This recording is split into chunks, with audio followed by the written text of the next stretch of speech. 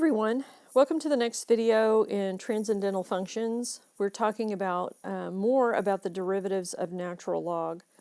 You can see here that we're still working with derivatives, not integrals. So we're still going to be, but we're going to add the trig functions to it, and then also we're going to review finding the equation of a tangent line, implicit differentiation, and locating relative extrema.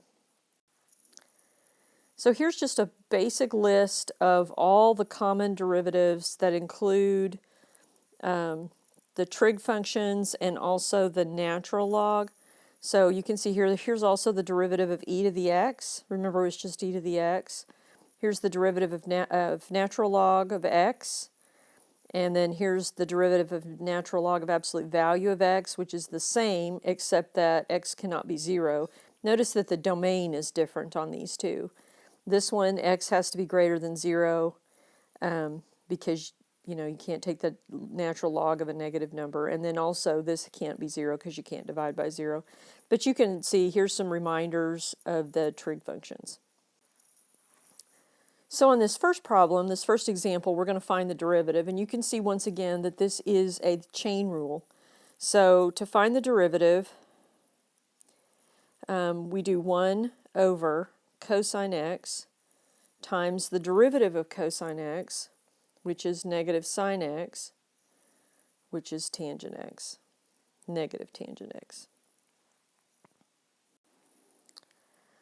So to review here, to find the equation of a line tangent to a curve, we're usually given the function f of x and a point. And like down here, for example, we're going to take the derivative, we're going to substitute the x coordinate to find the slope, and then we're going to write the equation using point-slope form. So the first thing we do is take the derivative. So the derivative is going to be 1 over x to the 4th times 4x to the 3rd. And if you reduce that, that's going to be 4 over x. All right? And then what we want to do is we want to substitute the x coordinate to find the slope. So the derivative, where x is 1, is 4 over 1, which is 4. And then we're going to write the equation using point-slope form. So we have y minus 0, remember this is x and this is y, equals the slope of x minus 1. So y equals 4x minus 4. That's the equation of the tangent line at the point 1, 0 to this curve. Now, once again, we can do implicit differentiation with natural logs. So we are going to take the derivative of this function with respect to x. So if we start on this side, we have 2x dx minus 2 times 1 over y times the derivative, which is dy dx, and then plus 2y dy dx equals 0. So we're going to subtract the 2x to the other side. So I have negative 2 over y dy dx plus 2y dy dx equals negative 2x. Factor out a dy dx, and you get negative 2 over y plus 2y equals negative 2x. And then I have dy dx equals negative 2x over negative 2 over y plus 2y.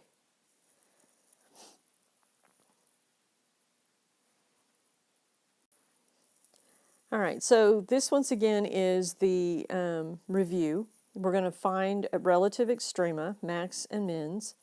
The method is as follows. We're given a function, f of x. We're going to take the derivative and set it equal to 0. We're going to make note of the domain to eliminate any extraneous solutions.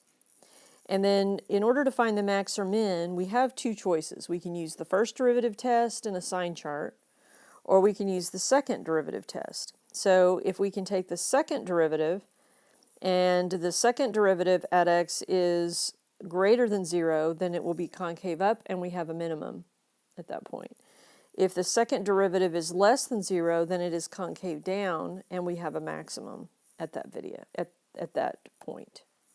Okay, so be sure you have these methods. This is a really good review because it's been a while since we've done derivatives, since we've started using integrals. Sometimes we kind of forget how to do derivatives, so be sure and write all this down. Okay, so here's the example. We're going to locate the relative extrema of y equals natural log of x squared plus 2x plus 3. All right, so the first thing we need to do is take the derivative.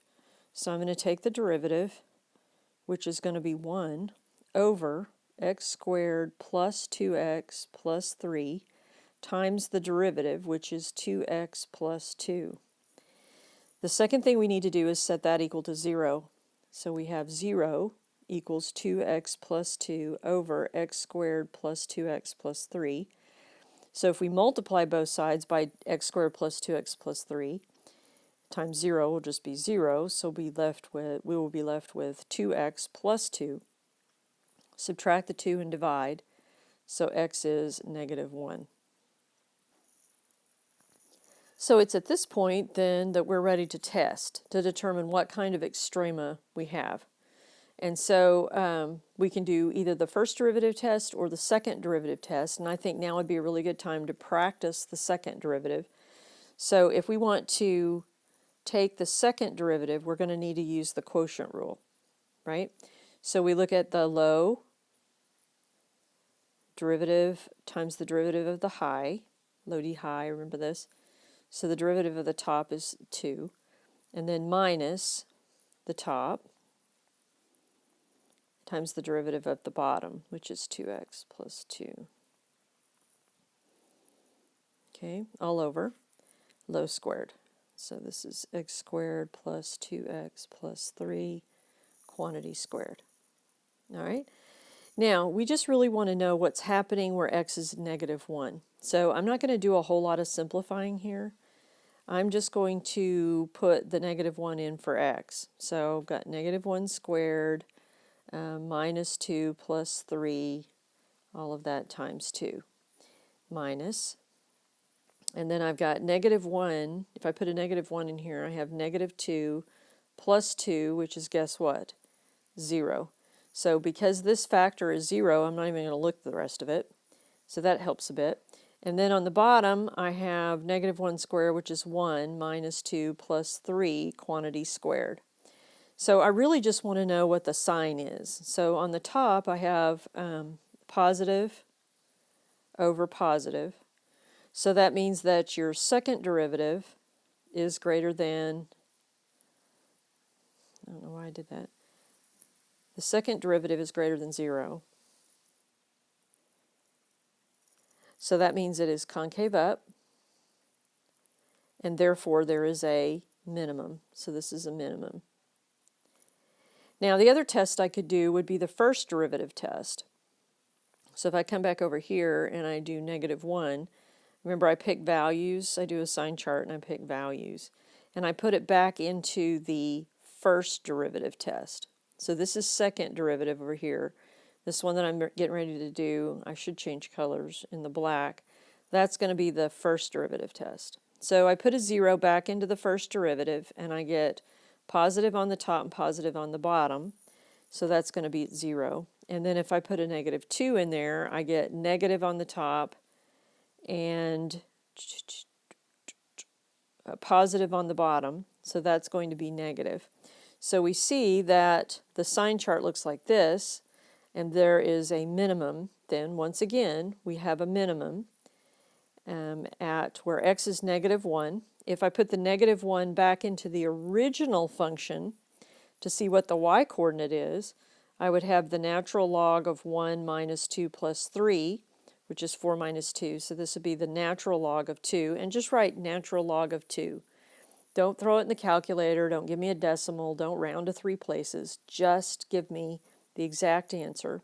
So there is one minimum.